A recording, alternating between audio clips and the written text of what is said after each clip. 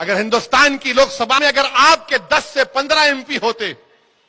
सोचो, तस्वुर की दुनिया में आपको लेकर जा रहा हूं, अगर 10 से 15 मुस्लिम एमपी होते तो हिंदुस्तान की पार्लियामेंट में असदुद्दीन ओवैसी अकेला महसूस नहीं करता अपने आप को। जी अस्सलाम वालेकुम तमाम मुझे सुनने वालों को ऐमन रिजवी का सतरंगा सलाम।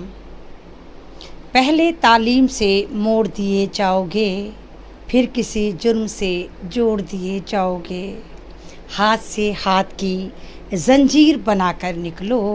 हाथ से हाथ की जंजीर बनाकर निकलो, वरना धागे की तरह तोड़ दिए जाओगे। आज मैं ऐमन रिजवी आपके सामने बात करने आई हूँ मीम पार्टी के सरबराह ओवैसी साहब की। हालांकि मैं लगातार आपसे ये कहती हूँ कि मैं किसी पार्टी से नहीं हूँ, मैं कहीं से नहीं हूँ, कोई नेता अभिनेता कुछ नहीं हूँ,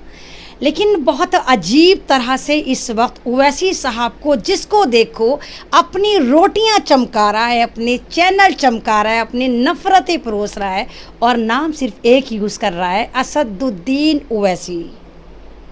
तमाम यूट्यूबर इस होड़ में हैं कि हम किस तरह ओवैसी का नाम लेके बस किला फतह कर लें, और वो तमाम यूट्यूबर जो ओवैसी साहब को किसी भी तरह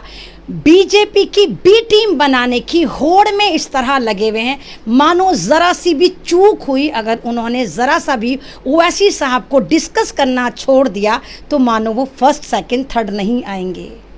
लेकिन वो तमाम यूट्यूबर, चाहे आर्टिकल 19 हो, चाहे अभिसार सर हो, ये भूल जाते हैं कि जनाब आपका यूट्यूब चैनल जितने लोगों ने भी सब्सक्राइब कर रखा है उनमें 80% लोग मुसलमान हैं, क्योंकि जितने गोबर भक्त हैं, जितने और लोग हैं, वो आज भी स्ट्रीम चैनल का मुजरा देख के ज़बरदस्त तरीक़े से ताता थैया करते हैं। तो आपका यूट्यूब मुसलमानों की वजह से चल रहा है, आपको चाहने वाले, आपको सुनने वाले तमाम के तमाम आपके सब्सक्राइबर मुसलमान हैं, और आप जो इस वक्त ओवैसी साहब को किसी भी तरह बी टीम बनाने की होड़ में लगे हुए हो बीजेपी की, तो वहाँ आप कामयाब नहीं होंगे। जैसे आपने देखा असदुद्दीन ओवैसी बिहार जाते हैं, बिहार में तैयारी करते हैं, इलेक्शन की तैयारी करते हैं, तो वहाँ से यादव जो हैं, वो जितने भी वो यादव थे, चाहे वो पप्पू यादव हों, चाहे वो तेजस्वी यादव लालू प्रसाद के बेटे हों, वो इनके हाथों से तोते उड़ जाते हैं। इनको लगता है कि भाई अगर ओवैसी यहाँ आ गया तो कहीं मुस्लिम वोट डाइवर्ट ना हो जाए। लालू प्रसाद यादव जो हैं वो कहीं ना कहीं मुसलमानों को थोड़ी इज्जत दिया करते थे, लेकिन जैसे ही लालू चारे घोटाले में जेल जाते हैं, तो जब उनका बेटा बिकमे एक लीडर बनकर आता है तेजस्वी यादव, तो ये मुसलमानों को अपनी एक जेब में समझता है, दलितों को दूसरी जेब में समझता है, तो मुसलमानों को इतना सा भी मुँह नहीं लगा था। ओवैसी साहब ने वहाँ लगातार इनसे कोऑर्डिनेट करने की कोशिश करी, बातचीत करने की कोशिश करी, लेकिन इन्होंने गठबंधन को साफ मना कर दिया, क्योंकि तेजस्वी अगर बिहार में चीफ मिनिस्टर नहीं बन पाया तो वहाँ उसका गुरूर था जो उसको लेकर डूबा। कहने वाले तो ये भी कहते हैं कि आज बिहार में नीतीश सरकार ने बल्ले बल्ले कर रखी है, डेवलपमेंट वाकई अगर कर रखा है तो वो नीतीश सरकार ने कर रखा है। वो अलग बात है कि हम नीतीश सरकार को भी कटहरे में खड़ा करते हैं, क्योंकि उन्होंने गुटरगू बीजेपी से करी और सरकार बनाई।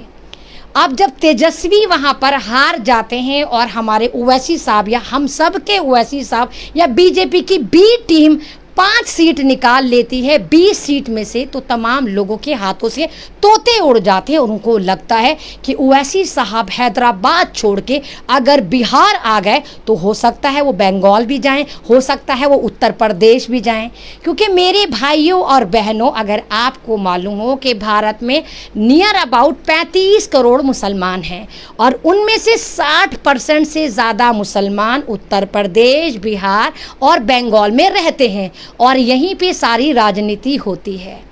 तो जब ओवैसी साहब ने बिहार में 5 सीटें जीती, तो अब तेजस्वी को ये लगा कि ओवैसी साहब उसके पैरों में झुकेंगे और उससे कहेंगे ले भाई 5 सीट ले ले और सरकार बना ले। ओवैसी साहब ने ऐसा करा नहीं, क्योंकि जब गठबंधन के लिए प्रेशराइज करा जा रहा था तो तेजस्वी ने किसी को मुंह नहीं लगाया। जब मुंह की खाई चारों खाने चित हो गया, किससे? नीतीश सरकार से तो इसको ओवैसी याद आए, और जब ओवैसी साहब ने सपोर्ट नहीं करा तो इन्होंने क्या कहा कि ये बीजेपी की बी टीम है। जबकि आपको अगर पता हो, लालू प्रसाद को जेल से बाहर निकालने की जो डीलिंग करी गई थी, और वो मैंने लाइव में बोली थी जिस वक्त बिहार में इलेक्शन थे, कि वो डीलिंग करी गई थी। तेजस्वी ने 5 आरएसएस के नेताओं को टिकट दिया था, उस शर्त पे टिकट दिया था कि इनकी डीलिंग हुई थी अंदर खाने आरएसएस से कि हम लालू यादव को बाहर निकाल देंगे, और आज लालू यादव बाहर हैं।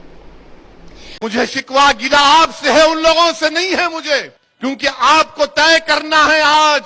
अगर आज आप ये सो जाएंगे कि नहीं नहीं वो है ना, आप क्या करेंगे, मुतबादिल नहीं है हमारे पास, ठीक है, हराओ मोदी को।